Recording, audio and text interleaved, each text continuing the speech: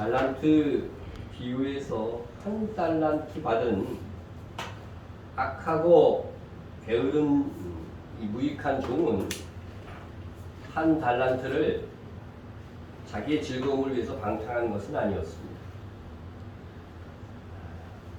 보소서 주인의 것입니다 하면서 한 달란트를 보여준 것으로 보아서 그것을 방탕한 것은 아닌데, 하지만 주인의 명을 따라서 장사하지 않은 그런 불순종을 범한 거죠. 과연 이 종은 구원받은 종일까? 이 질문에 대하여서 그는 공적이 없어서 상을 받지 못한 신자이지만 고린도전서 3장 15절에서 말하는 불 가운데서 겨우 구원을 얻은 자다, 이렇게 말씀을 드렸습니다. 그것의 증거, 뒷받침하는 근거로는 그리스도의 심판대의 특징에 대해서 말씀을 드렸습니다. 최종 심판에는 두 가지가 있다고 했죠.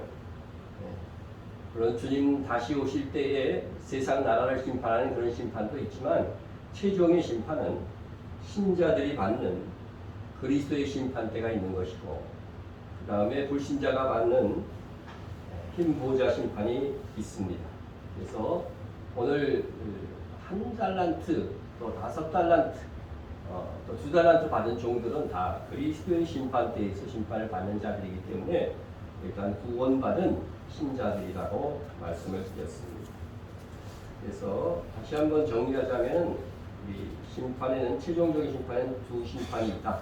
믿는 자들이 이 세상에서 행한 선악을 따라 받는 상벌 심판인 그리스도의 심판대가 있다. 이것이 바로 달란트 비유에서 나오는 심판이다 하는 것입니다.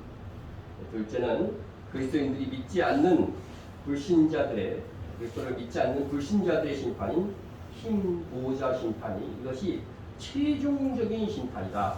이것을 꼭 여러분들이 신앙생활하면서 기준에 넣어 놓으면은 성경을 해석하고 이해하는 데 큰 도움이 될 것입니다. 우리는 믿음을 가졌으니 다 그리스도의 심판대에 서게 될 것입니다. 이 심판대에서 우리는 최악의 경우라 할지라도 구원을 잃지 않으니 얼마나 다행입니까? 그런데 다행이라고 하기에는 섬뜩한 말씀이 있습니다. 이 무익한 종을 바깥 어두운 데로 내쫓으라. 거기서 슬피 울며 이를 갈리라. 신자조차도 슬피 울며 이를 갈 정도의 이 바깥 어두운 곳은 어디일까? 이 바깥 어두운 데가 바로 마태복음 24장 51절과 병행해서 나옵니다. 다시 한번 말씀을 보면, 마태복음 24장 50절 51절 보면, 생각지 않은 날 알지 못하는 시각에 그 종의 주인이 이르러 엄히 때리고 의식하는 자가 받는 벌에 처하리니 거기서 슬피 울며 이를 갈리라. 여기서 다시 여러분 기억나게 하시기 위해서, 이 벌이라고 하는 이 단어는 메로스라고 하는 단어인데, 언어 사전에서 찾으면은 벌이라는 단어가 실제는 아니고 지방, 일부, 전체의 한 부분이다, 이렇게 의미하고 있습니다. 이걸로 잘 기억해. 전체의 한 부분. 그러니까 하나님의 나라가 있으면 그 중에 한 부분이라는 거죠. 한 부분인데, 여기에 처하리라고 하는 이 단어는 어때요? 그곳에 가게 된다는 거죠. 그곳에 배치된다. 어떤 장소에 배치하다 두다, 그런 의미라고 했습니다. 그래서 여러분들이 조금 더 이해를 쉽게 하기 위해서, 정말 이 한 달란트 받은 자가 가는 이 바깥 어두운 데를 알기 위해서, 이 메로스라고 하는 단어를, 메로스라고 하는 이 단어와 바깥 어두운 데가 같은 의미를 지금 가지고 있는 거예요. 근데 메로스는 전체 한 부분이라는 뜻인데, 이 전체 중에 한 부분이라고 하는 거죠. 일부분이라고 하는 거죠. 그래서 여기를 이러한 메로스의 개념인데, 우리가 더 쉽게 알아들으려면, 우리가 대한민국이 있죠. 대한민국 중에 제주도가 있습니다. 그럼 제주도가 전체의 한 부분이라고 하는 거예요. 그런 의미로서의 메로스라는 단어는 그런 의미라고 하는 것입니다. 그래서 이것을 우리가 하나님의 나라에 적용해 보면 전체 하나님의 나라가 있습니다. 그 하나님의 나라 중에 바깥 어두운 데라고 하는 한 부분이 차지하고 있다. 이렇게 여러분들이 이해하시면 되겠습니다. 이 주님께서 이렇게 의식하는 자가 벌 받는 장소로서 거기서 벌을 받게 될 것이다. 이렇게 얘기했는데 그것을 24장에는 메로스라고 표현한 거고 25장에는 바깥 어두운 데라고 이렇게 표현을 한 것입니다. 우리가 천국과 지옥이라고 하는 이분법에 사로잡혀 있는데 중간은 없다고 믿습니다. 그것은 틀린 말은 사실 아닙니다. 천국과 지옥 중간은 없습니다. 중간은 없어. 그건 최종적으로 그렇다고 하는 것입니다. 그래서 천년 왕국이 지나고 영원한 하나님의 나라가 도래하면 하나님의 나라와 지옥밖에 없는 거죠. 지옥밖에 없습니다. 그러나 여러분 지금 불신자가 죽으면 어디를 갑니까? 우리가 성경을 보면 나사로에 비해서도 보면은 어디를 가냐면은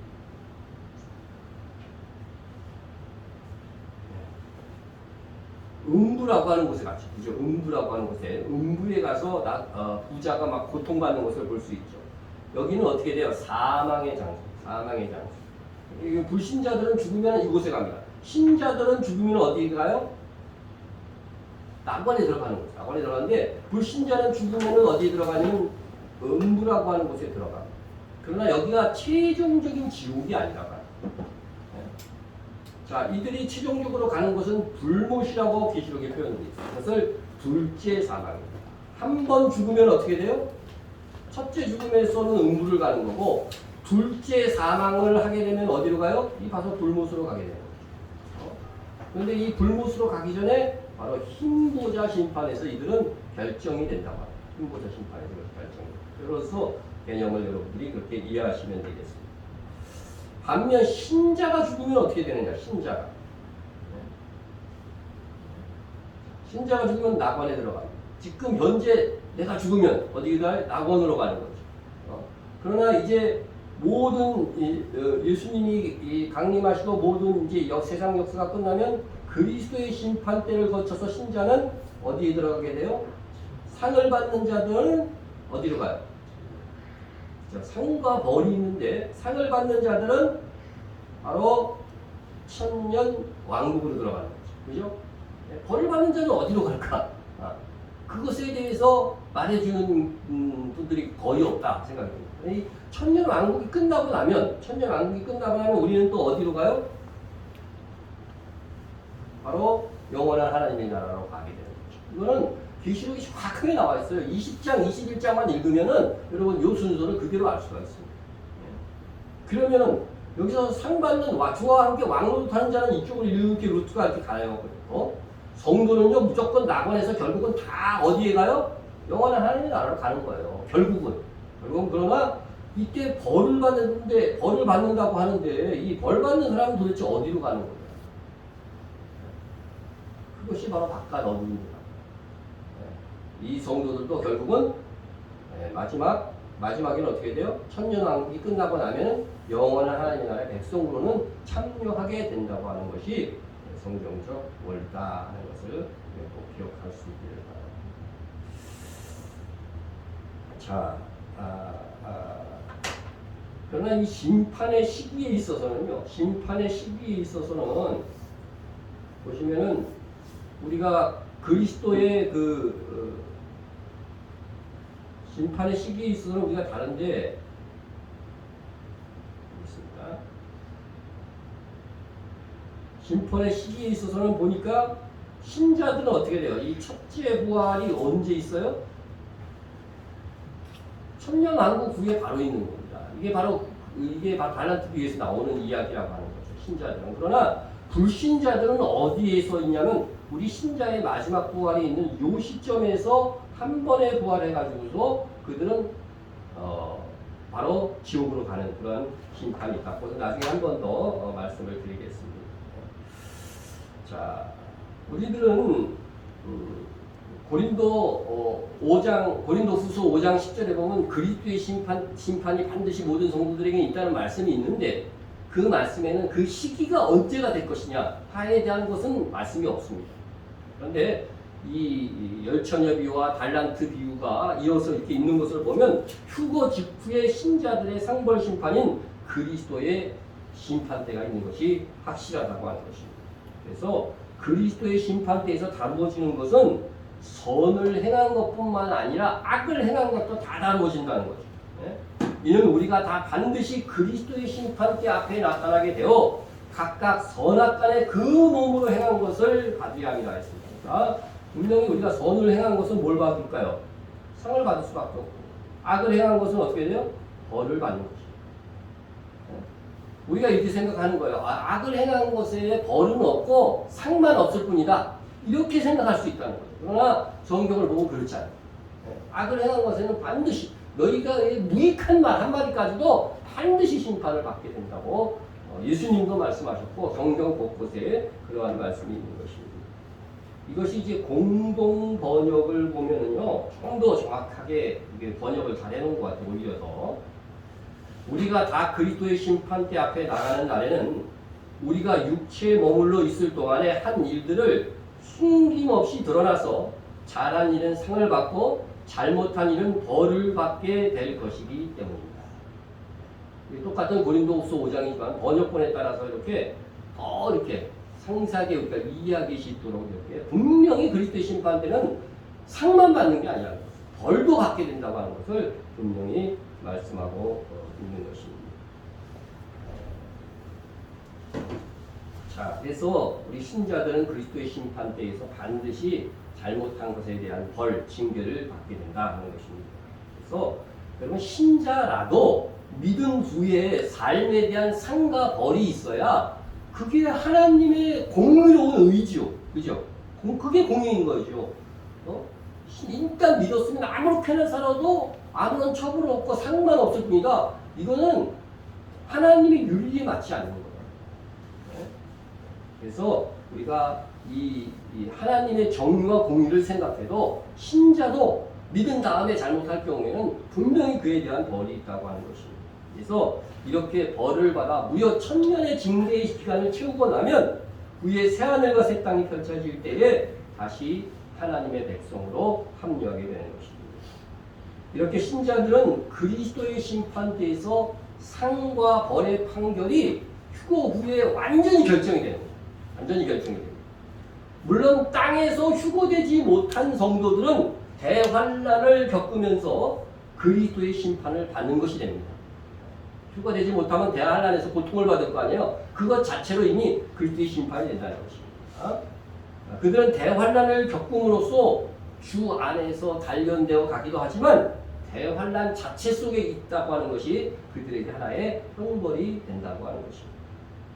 그리고 휴거되지 못한 신자로서 대환난 중에 순교한 성도들에게는 어떤 결과가 되어지냐? 계시록 20장 4절에 보면 예수님의 지상재림 시에 즉각적으로 부활하여서 천년왕국에 직접 들어가게 된다고 하는 것이 분명히 밝혀져 있습니다.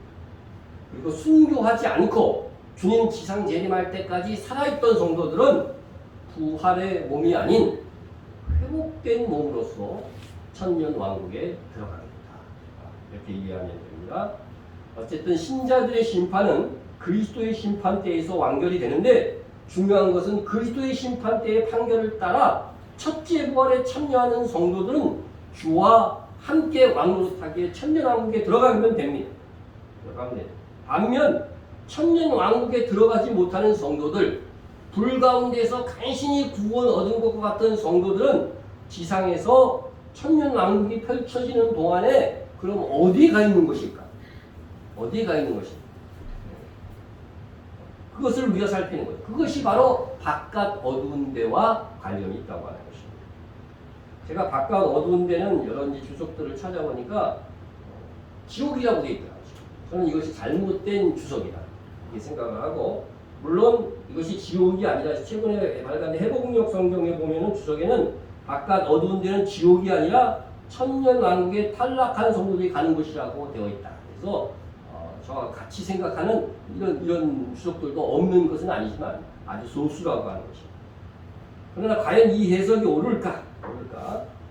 일단 바깥 어두운 데가 어느 시기에 존재하는 장소일까 다시 한번 추론을 해봅니다. 여러분이 처음 듣는 말씀이기 때문에 다시 한번 보는데, 지금 우리가 세상 역사 시대를 살고 있죠? 네? 지금 죽으면 신자가 어디로 간다고 그랬어요? 낙원으로 간다고 그랬죠. 불신자는 어디로 가요? 음부로 들어간다고 그랬어요. 자, 그럼 우리의 역사 시대가 끝나고 주님이 오신 다음에 이제 천년왕국에서 예수님이 왕이 되어 다스리는 세계가 되면 신자들은 어디로 가요? 여기서 나눠진다고 그랬죠. 그죠? 그리스도의 심판.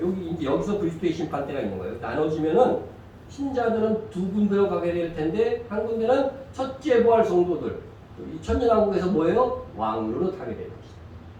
그럼 불신자들은 어떻게 돼요? 그러면 천년왕국에 참여하지 못한 성도들은 도대체 어디로 가느냐?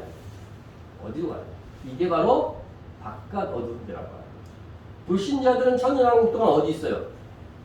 여전히 음부에 있는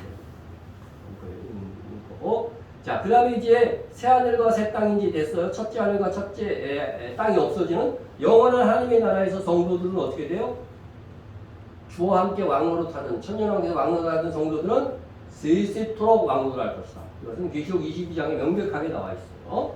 자, 그 다음에 이 바깥 어두운 데 있었던 이 성도들은 어디에 있느냐? 어떻게 되느냐? 그러면 역시 영생을 얻는다. 영생을 얻어서 주의 백성으로 참여하게 되고. 자, 불신자들은 이때 영원한 하나님의 나라가 펼쳐질 때, 이때 바로 흰보자 심판이 있는 거죠. 신자들은 이때에 그리스도의 심판 때, 이때 그리스도의 심판 때가 있고, 불신자는 바로 이때 아버지 하나님께서 흰보자 심판이 있는 것입니다. 그래서 영원한 불못으로 이제 가서 영벌을 받게 된다 하는 것입니다. 그래서 우선 이렇게 바깥 어두운 데를 다루기 전에, 바깥 어두운 데에서 이 악하고 게으른 종이 슬피 울며 이를 간다고 했는데, 성경에서 슬피 울며 이를 가는 부류가 두 부류가 있습니다. 두 부류가 있는데, 하나는 신자 그룹이 있고 하나는 불신자 그룹이 있습니다. 근데 이들의 공통점은 뭐냐면요, 그들이 믿음과 충성에 있어서 아주 좋은 기회를 가졌던 사람들이라고 합니다. 그들은 정말 교회 안에 거하면서 말씀의 선포를 들었고 충성하라고 하는 동료의 말씀을 들었지만, 그럼에도 그들은 믿지 않았거나 또 믿기는 했지만 악하고 게으른 종이 된 사람들. 그래서 더 억울한 거죠. 내가 그때 왜 안 믿었을까? 후회가 막심하니까 슬피 울며 이를 가는 그런 상태가 된다고 하는 것입니다. 먼저 불신자 중에 슬피 울며 이를 가게 될 자들은 알곡이 아닌 가라지들입니다. 알곡과 가라지는, 알곡은 성도죠. 그러나 가라지는 알곡들 속에서 같이 있었어요. 같이 있었지만 믿지 않았던 사람들. 그런 사람들이 바로 슬피 울며 이를 가게 될 것이라고 합니다. 그런즉 가라지를 거두어 불에 사르는 것 같이 세상 끝에도 그러하리라. 인자가 그 천사들을 보내리니 그들이 그 나라에서 모든 넘어지게 하는 것과 또 불법을 행하는 자들을 거두어내어 풀무불에 던져 넣으리니 거기서 울며 이를 가게 됩니다. 거기서 이제 풀무불에 집어넣는다고 하는 것이 뭡니까? 그 바로 이 음부에. 이것은 최종적인 불못이 아닙니다. 풀무불은. 그래서 음부도 굉장한 고통의 장소이긴 합니다. 그런데 불신자들은 이제 이 가라지들, 세상 끝날에 죽는 사람들은 바로 풀무불로 들어가게 될 것이다. 음부로 들어가게 될 것이다. 이렇게 말씀하고 있는 것입니다. 그래서 이 가라지들은 마귀가 뿌린 씨앗이라고 분명히 되어 있으니까 불신자입니다. 씨앗으로서 교회 안에 있는 불신자입니다. 그는 교회 안에 있으면서도 믿지 않고 오히려 교회를 멍들게 하고 다툼을 일으켜 사랑이 식어지게 하는 불법을 행한 자들이라고 하는 것입니다. 그럼에도 주님께서는 이 가라지를 어떻게 하라고 해서 이 세상에 있을 때 뽑지 말라고 하셨습니다. 이유가 뭐예요? 무리하게 가라지를 뽑아내려고 하다가 알곡이 뽑힐 수 있다고 합니다. 이는 가라지가요, 추수 때까지는 잘 분별이 안 된다고 하는 그런 특징이 있기 때문에 그렇습니다. 분별이 안 되기 때문에 우리가 보기에는요, 가라지도 알곡처럼 보여요. 또 어떤 거는 알곡인데 실제로는 가라지일 수가 있겠죠. 도시에 있는 젊은이들이 농촌에 가서 봉사를 할 때 이렇게 뭐 피라고 소리나 그런 거 가라지를 뽑으라고 하면은 오히려 곡식을 뽑는다고 합니다. 그 이유는 가라지가 오히려 곡식보다 더 싱싱하고 보기에 좋게 보이기 때문에 그렇다고 하는 것입니다. 교회에서요, 알곡 신자보다도요, 가라지가 더 활동적이고 싱싱하게 신앙생활 하는 듯이 보이는 겁니다. 실제로 이단교회에 속한 사람들이요, 이 정통교회에 속한 사람들보다 더 열심히, 더 신앙이 좋은 것 같아요, 그냥. 불신자들이 보기에는요, 그 사람들이 더 열정적으로 신앙생활 하는 것처럼 보인다는 겁니다. 교회 안에서도, 우리 교회 안에서도 가라지 신자가 막 부자로서 하나님께 복을 받고 그렇게 사는 것처럼 보일 수 있다고 하는 것입니다. 그래서 쉽게 이 알곡과 가라지를 단정하기가 어려운 거죠. 여러분, 가라지는 이 보리, 실제로는 이제 보리 사이에서 자라는 거거든요. 우리나라의 피 정도에 구별하기 어려울 정도가 아니라 이거는 실질적으로 보면은요, 너무도 흡사하고 똑같이 생겨가지고 거기에다가요, 이렇게 보시면 이 가라지는 뿌리가 깊대요. 이렇게. 뿌리가 깊어서 이 알곡들 있잖아요. 이 알곡. 여기 이제 알곡이에요. 네? 요 가라지는 뿌리를 어떻게 쓰냐면 이 알곡 밑으로 가갖고 이렇게 뿌리가 있대요. 그래서 이걸 뽑으려면요, 이게 같이 뽑힐 가능성이 있다는 거지, 이렇게. 뽑으려면. 그래서 이 가라지를 함부로 뽑지 말라고 하는 것입니다. 실제로 목회를 하시는 목사님들 중에 저 사람 진짜 가라지 같아. 그래서 그 사람을 좀 그냥 안 났으면 좋겠다고 말하고 싶어도 만약에 이 사람이 잘못해갖고 나갈 때 그냥 나가질 않거든요. 그냥 나가질 않기 때문에 교회에 풍파가 일어날까봐 그 사람을 그냥 둔다고 하는 그런 얘기를 제가 종종 들어봤습니다. 그러나 우리 교회에서는 이렇게 알곡과 가라지가 분명히 있어도 이것을 구별하기가 만만치가 않다고 하는 이 특징을 우리가 잘 이해하고 있어요. 저희 아버님이 목회할 때 이제 그런 적이 있었다고요.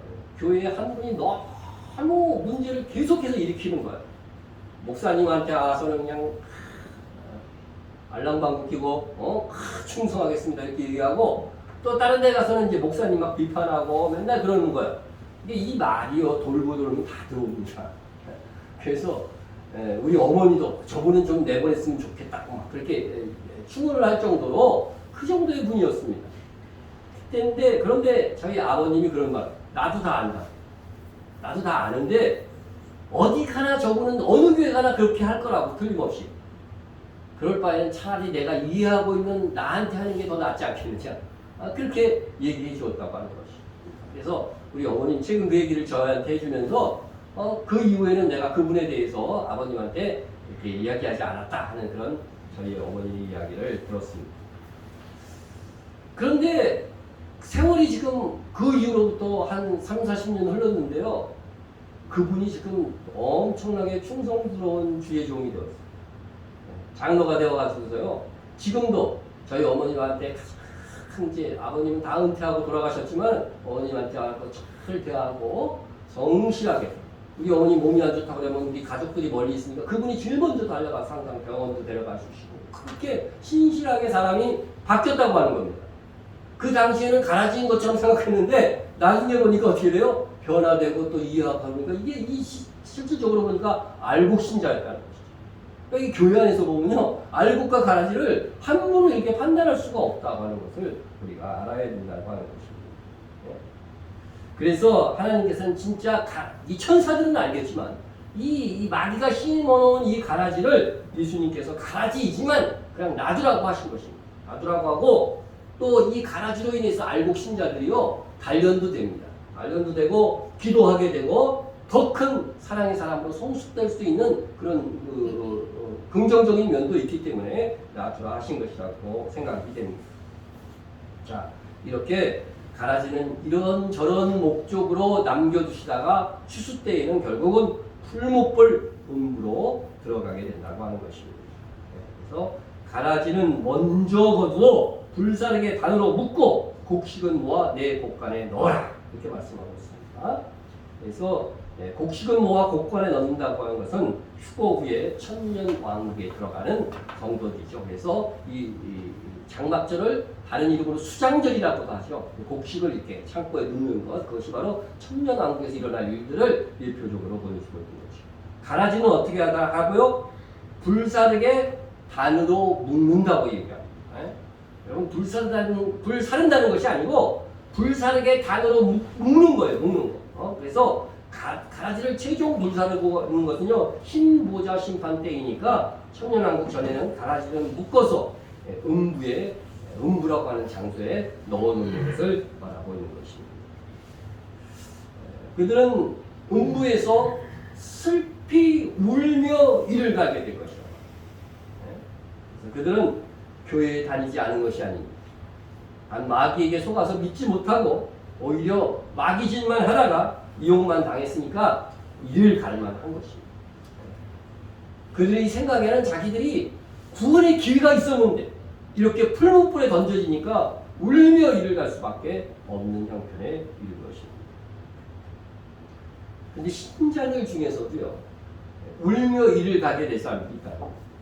그들은 천년왕국에 들어가지 못하고 한 달 한 달 받은 종처럼 게으르고 악한 종이 될 때에는 그렇게 된다고 하는 것입니다. 그래서 천년왕국이 진행되는 동안 벌받는 장소로 옮겨진다고 하는데 그것이 바깥 어두운 데라고 하는 것입니다. 그래서 천년왕국 동안 바깥 어두운 데서 벌을 받게 되는데 과연 정말로 바깥 어두운 것이 지상에서 천년 동안 천년왕국이 펼쳐질 동안 신자 중에 악하고 게으른 종, 불순종한 자들이 벌받는 장소일까? 이제 성경적으로 접근해 보고자 합니다. 오늘은 이제 예수님께서 말씀하신 바깥 어두운 데는 다음 강의 때 말씀을 드리고 오늘은 구약 성경에서 적어도 이 바깥 어두운 데라고 하는 암시가 들어져 있는 그런 말씀들을 한번 보도록 하겠습니다. 이스라엘 자손에게 명령하여 모든 나병 환자와 유출병이 있는 자와 죽음으로 부중하게 된 자를 다 진영 밖으로 내보내되 남녀를 막론하고 다 진영 밖으로 내보내 그들이 진영을 더럽히게 하지 말라 이렇게 말씀하고 있습니다. 율법으로 부정하게 판단을 받은 자들은요 다 진영 밖으로 내보내졌어요. 네? 어떻게 하다 우연히 시체를 만졌어도 그 부정하다고 그래갖고 진영 밖으로 내보냈어요. 왜 이러한 지도를 하나님께서 주셨을까 하는 겁니다.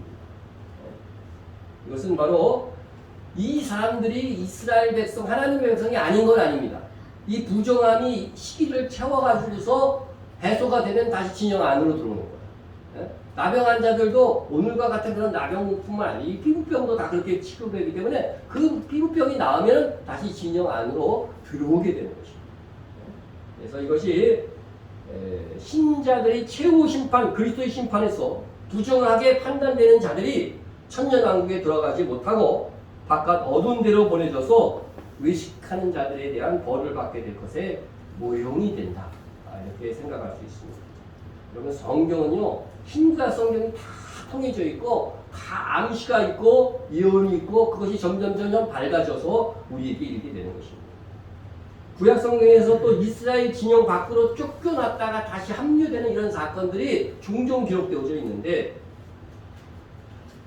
미리암, 모세의 누이인 미리암이 모세를 비방했다가 어떻게 됐어요? 나병이 걸립니다. 이에 모세가 미리암을 위해서 기도하자 하나님께서 치료해 주시고 이렇게 말씀하십니다. 그를 진영 밖에 이래 동안 가두는 거예요. 그 후에 들어오게 할지니라 하시니 이에 미리암이 진영 밖에 이래 동안 갇혀 있었고 백성은 그를 다시 들어오게 하기까지 행진하지 아니하였다. 진영 밖으로 내보내서 가두어주는 그런 징계를 받은 거죠. 미리암이 받았습니다. 그렇지만 그가 하나님의 백성이 아닌 것이 아니고 이 미리암도 선지자라고 성경에 분명히 기록되어 있어요.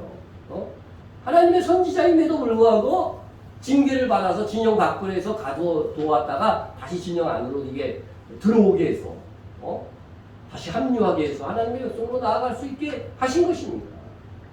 이런 것이 그냥 성경에 우연히 기록된 것이 아니고 바깥 어두운 데가 있다고 하는 것들을 이미 구약시대부터 암시하고 있는 말씀이다 하는 것입니다. 그리고 또 유다의 그 우시야 왕이 범죄에서 또 나병에 걸립니다. 그랬을 때 그는 여호와의 전에서 끊어져 가지고서 별궁에 구했다고 되어 있어요. 이 별궁이라고 하는 단어를 보니까 분리된 어떤 궁이에요. 분리된. 네? 그렇다고 그가 왕이 아닌 것이 아닙니다. 그의 재위 기간에 나병이 걸린 기간들이 다 포함되어져 있습니다. 네? 그러나 왕권은 그의 아들 요담이 행사하게 됩니다. 우시야 왕이 죽는 날까지 나병 환자가 되었고 나병 환자가 되매 여호와의 전에서 끊어져 별궁에 살았으므로 그의 아들 요담이 왕궁을 관리하며 백성을 다스렸다. 이렇게 되어 있는 것입니다. 나병에 걸려서도 그가 왕이 아닌 것이 아니에요. 그럼에도 불구하고 왕궁 밖 별궁에 구했다고 하는 것입니다. 별궁에 거한 게 몇 년이냐면 무려 12년이에요. 12년. 그의 통치 기간에 다 포함되어 있더라고요.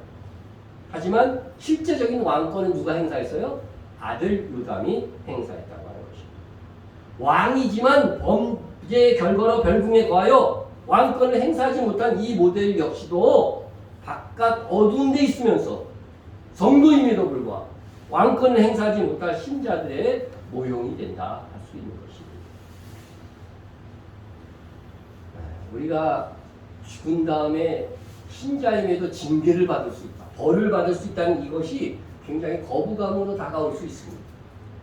그러나 그 거부감에 상관없이 그것이 사실이라고 한다면 어떻게 될 것인가? 그것이 사실이라면 어떨 것입니까? 그래서 우리는 이 불편한 진실에 대해서 살펴보아야 하는 것입니다. 이 신자가 죽은 다음에 징계의 벌을 받는다는 사실들을 이 성도들이 거의 다가 모르고 있기 때문에 이 세상에서의 삶을 함부로 사는 거예요.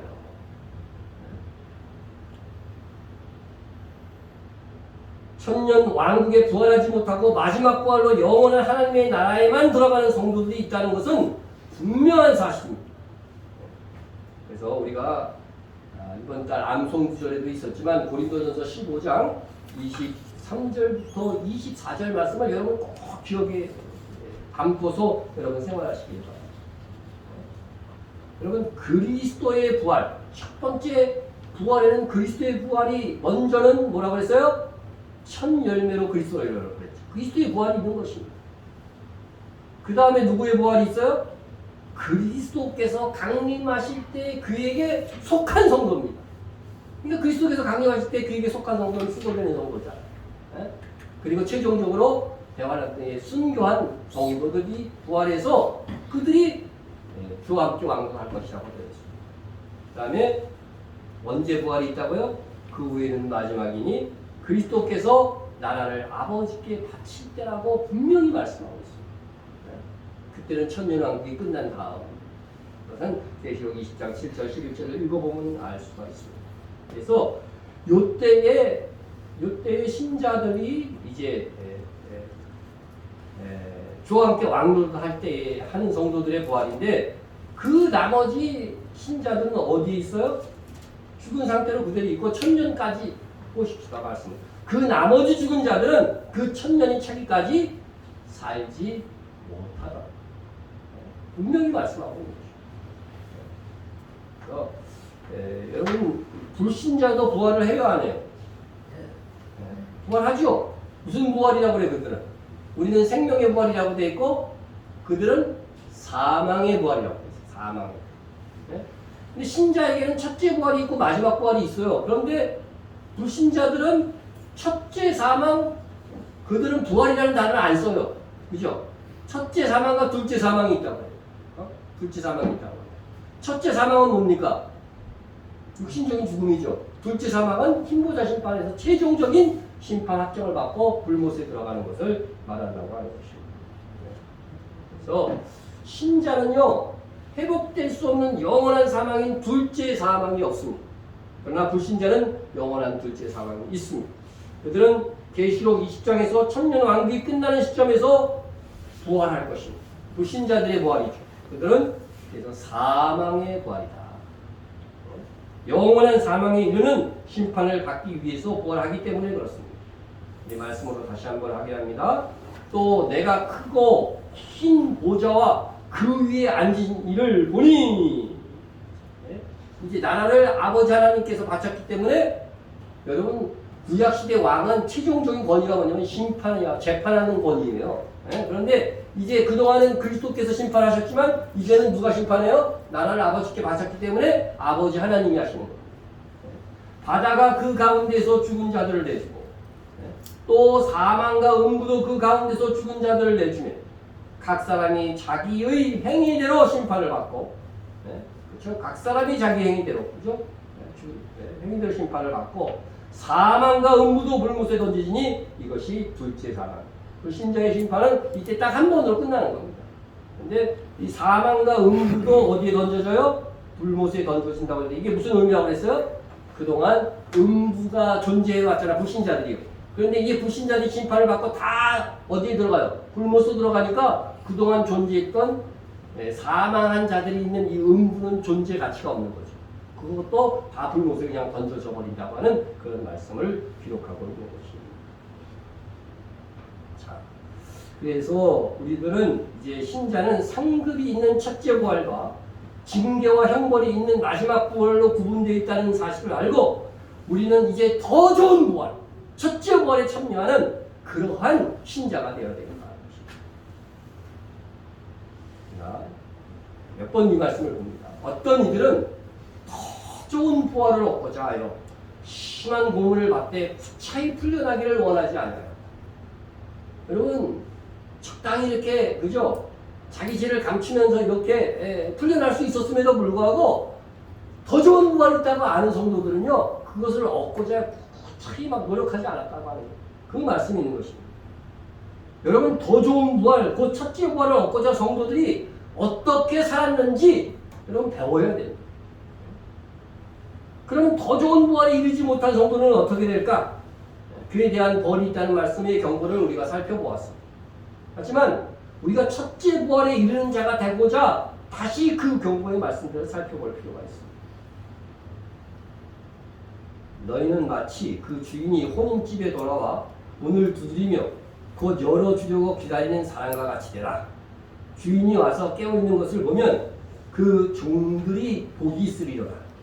주인이 종들이 그같이 하고 있는 것을 보면 그 종들이 복이 있으리로다. 여러분 이건 마태복음의 열처녀 비유와 또한 달란트 비유를 좀 합쳐놓은 것 같은 그러한 누가복음의 말씀입니다.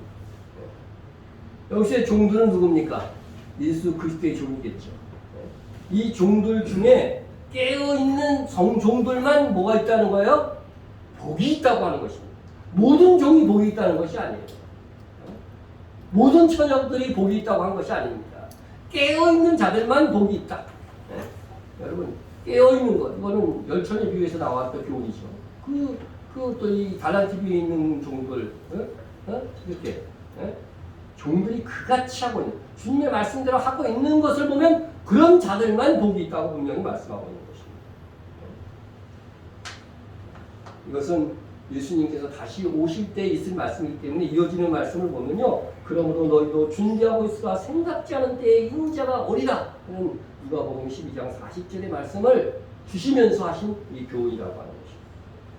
그런데 이 비유를 듣고 있던 이 베드로가 이런 질문을 했어요. 뭐라고 했냐면 베드로가 여짜오되 주께서 이 비유를 우리에게 하심이니까 모든 사람에게 하심이니까 이렇게 물어봤어요. 그랬더니 답변은 뭐겠어요? 당연히 모든 사람을 위해서 하신 말. 제자들에게 하는 말씀, 성경이 기록된 것은 제자들에게만 주신 말씀이 아니라는 거죠. 모든 성들에게 주신 말씀이라고 하는 것입니다. 그래서 우리들은 그리스도의 것을 맡아서 일하는 청직이라고 하는 사실들을 잊으면 안 돼요. 내가 다른 사람보다 더 받은 것은요, 그것은 청지기 직분을 행사하라고 하는 것입니다. 주께서 이르시되 지혜 있고 진실한 청지기가 되어 주인에게 그 집 종들을 맡아 때를 따라 양식을 나누어 줄 자가 누구냐? 주인이 이를 때에 그 종이 그렇게 하는 것을 보면 그 종은 복이 있으리라. 이렇게 이 종들이 이렇게 하고 있는 것을 보면 어떤 복을 주시느냐? 이거는 마태복음 24장 45절 46절 말씀과도 일치하는데 누가복음에도 동일하게 말씀하고 있습니다. 내가 참으로 너희에게 이르노니 주인이 그 모든 소유를 그에게 맡기리라. 이것이 무슨 뜻인가 하는 것은 여러분 이미 아실 줄로 믿습니다. 천년 왕국의 분봉왕이 되어서 그분의 다스림에 동참하게 되는 것입니다. 다시 한번 이번 표를 통해서 우리 신자와 불신자의 구원과 또 사망의 행로를 한번 살펴보도록 하겠습니다. 우선 신자는 어떻게 된다고요?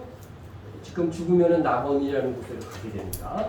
신자는. 그리고 그리스도의 심판대를 거쳐서 상을 받을 자와 벌을 받을 자가 결정되는데 이때가 바로 첫째 부활에 해당되는 더 좋은 부활에 해당하는 사람들은 천년 왕국으로 들어가게 됩니다. 하는 것을 말씀하고 있고 천년 왕국이 이제 끝나면 나라를 아버지께 바칠 때가 되면은 우리 주와 함께 왕을 하는 성도들은 영원한 하나님의 나라로 옮겨져서 왕으로 타게 되는 것이죠. 이 천년 왕국 동안은요 불신자도 같이 살 수가 있는 거예요. 지금. 어디에서? 그건 이제 조금 이따 얘기하고 자 이게 벌을 받은 그리스도 심판에서 벌을 받은 성도들은 어디로 가요? 바깥 어두운 데로 간 다음에 이 천년 왕국이 끝나는 시점에서 영원한 하나님의 나라로 들어가게 된다고 합니다. 자 근데 불신자들은 이제 요때를 이제 마지막 부활이라고 하고 불신자들은 죽으면 지금 어디로 가요? 다 음부로 간다고 되죠. 음부. 사망이 결정된 자들만 가는 것이 음부입니다. 그러니까 일단 죽은 다음에 기회가 없는 거예요. 연옥이나 그런 건 없어요. 무조건 다 음부에 가는 겁니다. 그리고 천년 왕국이 이제 끝날 때쯤에서 이들은 무슨 부활을 해요? 사망의 부활을 해서 어디로 들어가냐 하면은 영원한 불못. 이것이 이제 최종적인 지옥이고 여기도 지옥이고 여기도 다 지옥이라고 할 수 있겠지만은 최종적인 지옥은 불못이라고 하는 것이죠.